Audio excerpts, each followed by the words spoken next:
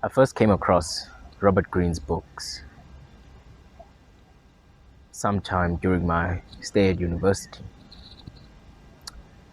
When I bought those books, I didn't really have much life experience, for I was young. So the things I read, the laws he had, the ways of seduction, or the methods of mastery that he had distilled from all these professionals, all these highfalutin men and women of the past, of history, just came in as knowledge to me. I could read the books, I could study, and could be knowledgeable about the message he was trying to convey, what he was trying to teach, and the basic principles he was trying to get people to follow for whatever endeavor they happen to have. And in so doing, some of the principles, some of the teachings that he gave didn't quite sit well with me. They didn't make sense, not on a logical or linguistic standpoint, but on a more moral and life experience standpoint. Even though I had the knowledge, I didn't have understanding of the principles and where they had come from, what had brought them about. And without understanding, I couldn't gain the wisdom that maybe he was trying to teach, to encapsulate within his words, within these books that he had written. And these books usually spoke of human nature, usually spoke of truths that were uncomfortable to hear, truths that were not politically correct or not pleasant to the ear. There were no euphemisms in them. They came bare and they came raw, and they were very difficult to swallow. And that is kind of like the red pill, in a sense. From when you're young to maybe the time you turn 20 or 21, most of what you're taught is to kind of like get you through childhood, to socialize you, to make sure that you can speak and interact and play with other children, to integrate you into society. You can hold a job, be a contributing member to a community, and have relationships, start a family, and more or less keep that intact. Basically, have a life, to have a basic, average life. That is what you were taught, and within those lessons, you may be taught things that are not particularly true, or maybe you may not be taught the whole truth. There may be omissions in the lessons, important omissions that maybe are unpleasant, omissions that paint a different picture of the teacher, of the general society, of human nature in a way. Sometimes your teachers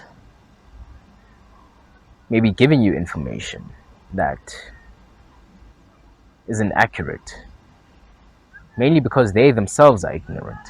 They have no experience of the subject that they speak of, but they act like an authority. They are the most outspoken out of most of the people that are probably more experienced than they are.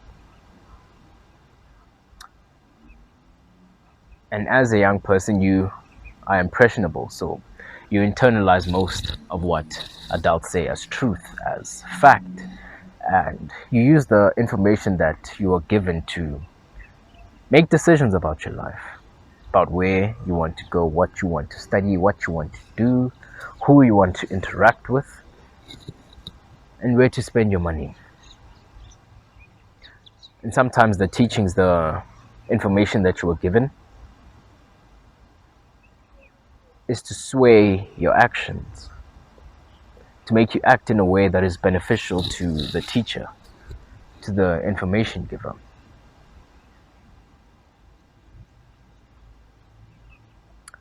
These may be omissions or just outright lies. Lies that you're too young to, to look at deeply and reflect on with history and experience in a way.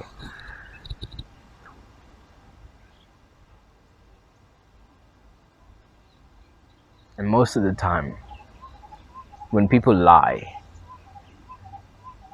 it's usually to cover up some awful truth about themselves, to save their own reputation, their own social standing, their own self-image, or the image you have about them. Sometimes it's not an evil act, but an act out of impulse to save themselves, an act of survival. And sometimes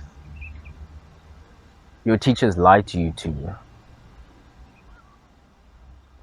kind of like save you from traumas you may have experienced, from their reality, so that maybe you may have a function in childhood, but those traumas still remain, they're still saved, and one day they will demand truth. They will demand to be heard fully.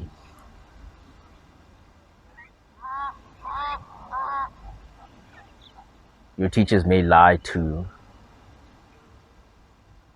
save the reputation of an adult in your life, maybe a parental figure, so that you may keep respecting them.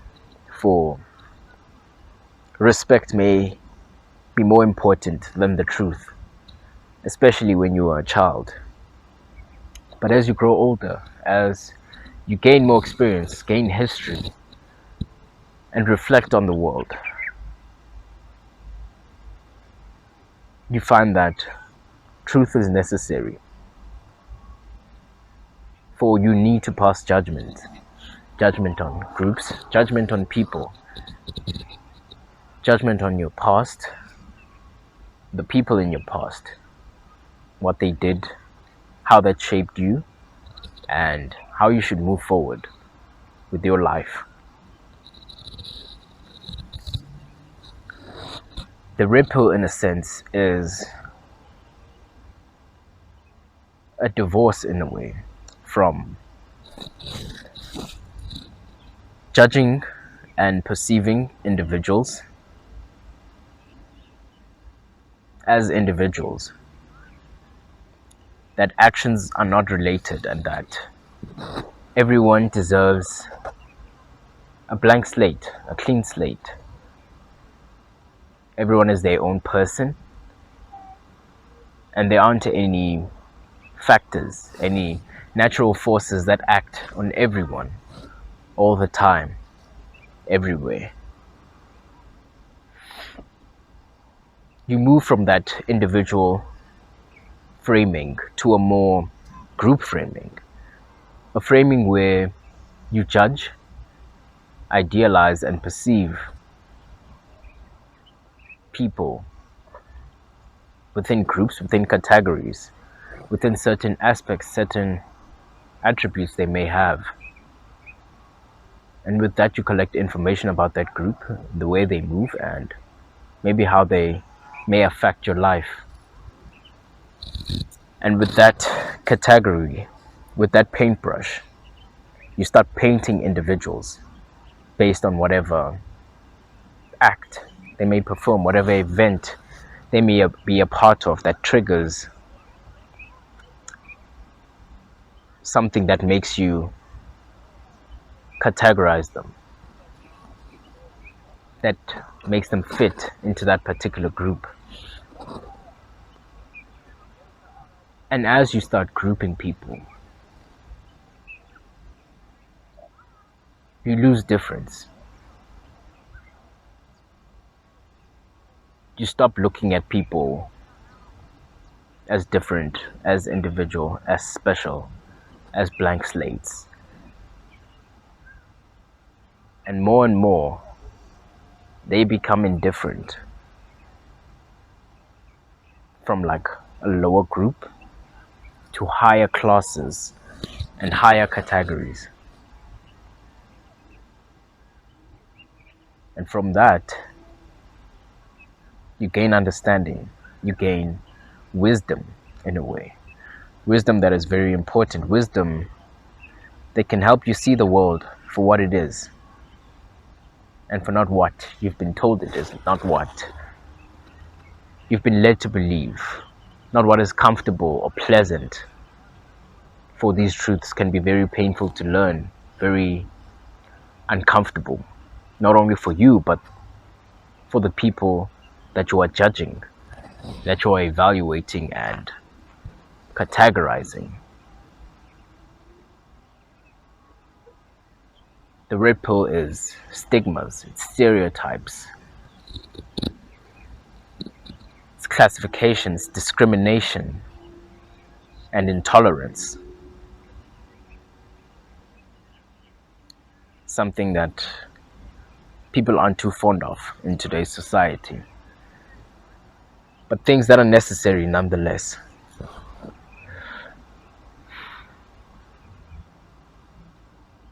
And the more you question what you've been taught, the more you doubt, the more skeptical you become, the less trusting you'll become of people, what they tell you, what they teach you.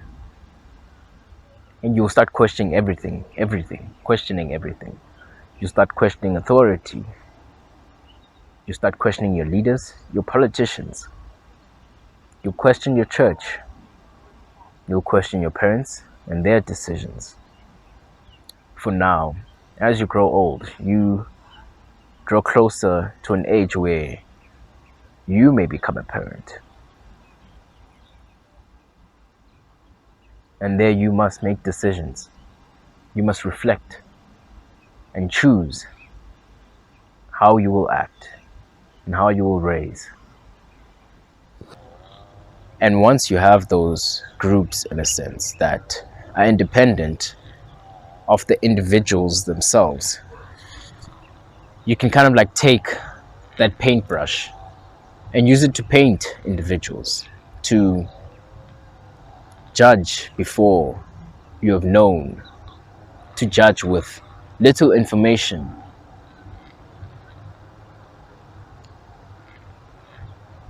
And this act, this practice of categorizing people will make you more conservative, more reactionary, less interested in exploring, in experiencing.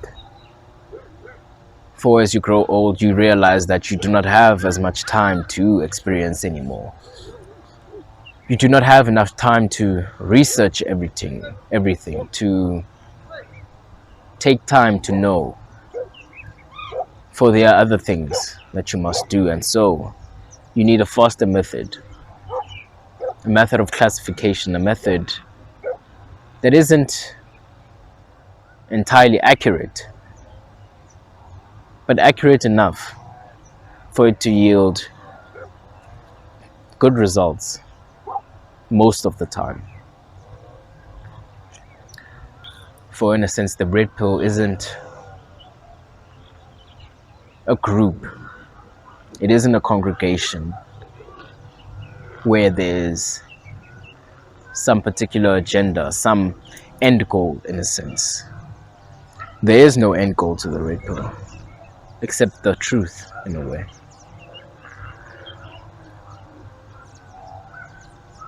And in that, you will probably find yourself alone.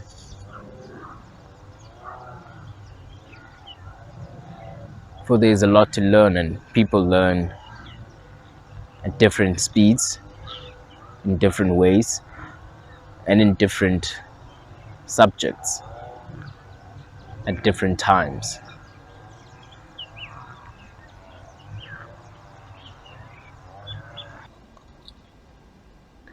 And as you learn, and as you question, you may fall into conspiracy theories. Now, conspiracy theories can suck you in and take up a lot of your time. And most of all, you will try to find out if they're true. And I do not believe conspiracy theories were made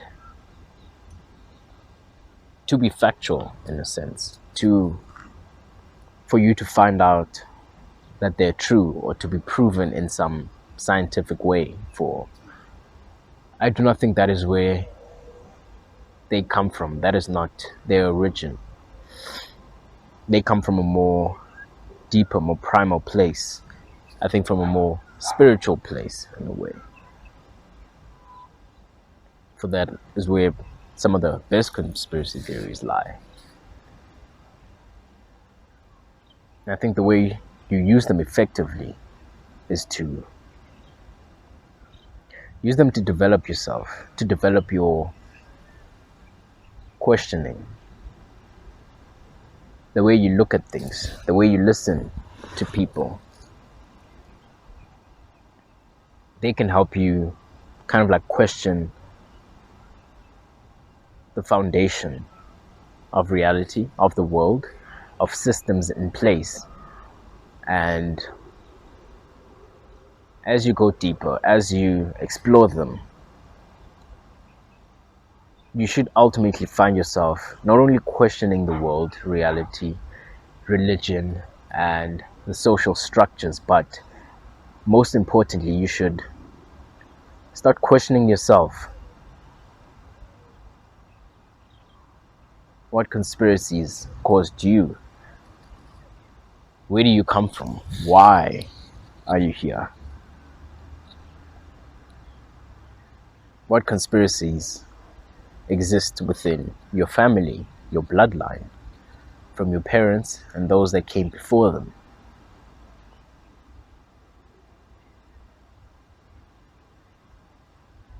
You should look into the entire history of you, and not just from the life that you have lived, not just your parents' lives, but the lives of those that came before them, your great, great, great, great, great parents, all the way to the beginning. And I think a lot of peace, a lot of wisdom can come from that search, that inquiry. And as you question yourself, you'll start questioning your own desires. You'll question your hunger, your thirst, your sex drive, your need for power, for acceptance, for social standing, for money, status, for children, for family, and wealth. And I think those are questions that can be very revealing of not only human nature in general, but of yourself, of why you act in the way you act and do the things you do. And you can grow a lot from them.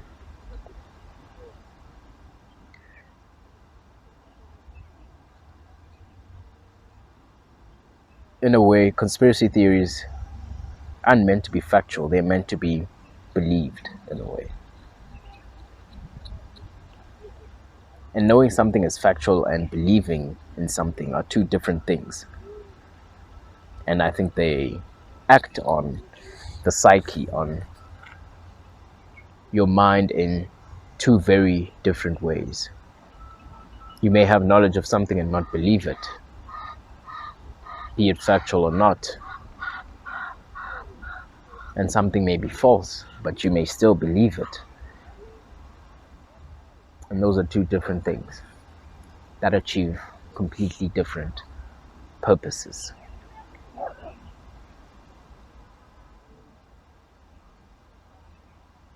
And think ultimately, after questioning yourself, you should question God. Know that he, she, or it is.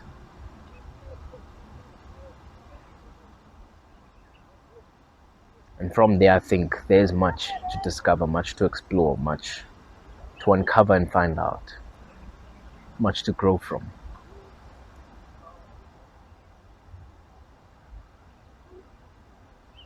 In a sense, the red pill isn't something that happens to you, it isn't just an event, it isn't a state of being, it's a skill, it's a study, a lifelong study, something that atrophies without use, without practice.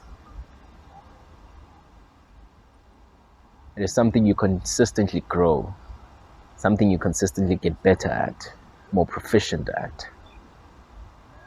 And with that, I think it can improve your life greatly, massively. And that is ultimately a good thing.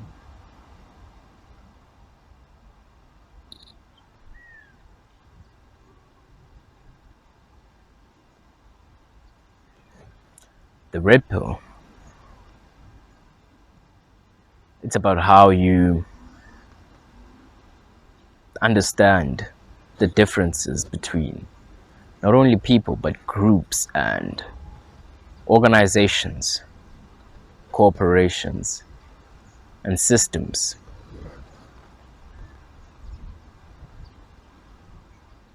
It's to come to the knowledge that where there is difference, there is an adversary. And an adversary you will have to contend with sometime in your future. An adversary you have to prepare for, and a very worthy adversary, for it is born from yourself, in a sense, from your differences, from your being, from your nature.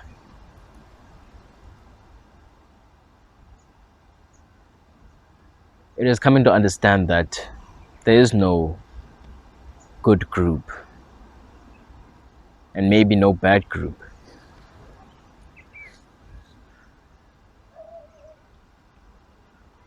That maybe there is no place where you can truly fit in, no ideology that will bring the utopia.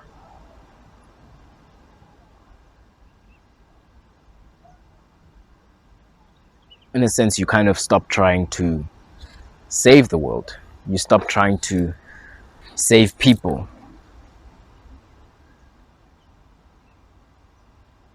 For as you get red pill, you understand that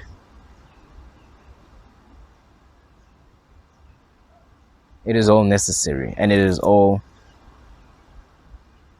a product, in a way, of the differences between people.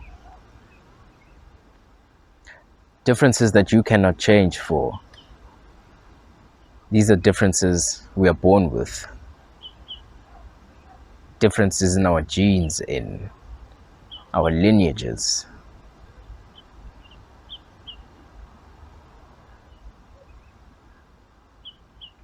You come to appreciate that which you demonized before, that which you thought was bad, that you thought you would never become. You also appreciate the good that you try to uphold, that you were, probably still are, but not in the same way. For now, you know that being good doesn't necessarily lead to good outcomes. Intentions stop mattering as much as the consequences that they bring.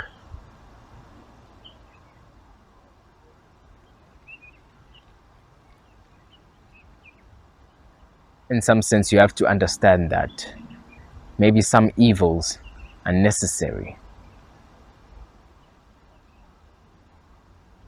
You have to have the difficult conversations, the conversations no one wanted to talk about, especially when you were a child.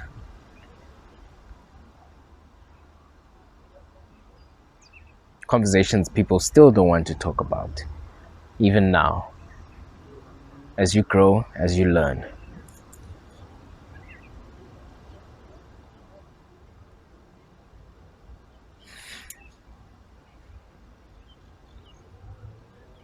The red pill can be incredible for others, and it can be completely devastating for some.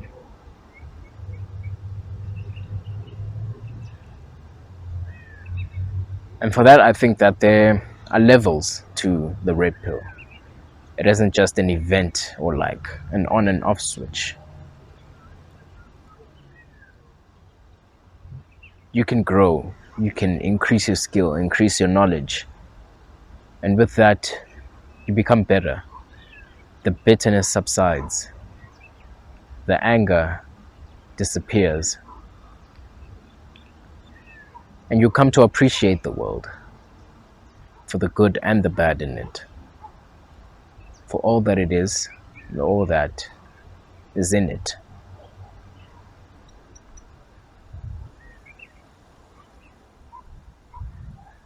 And the more you grow, I think, the more you come fully to understanding yourself and where you fit into the world and what your purpose is. And I think that is a good thing.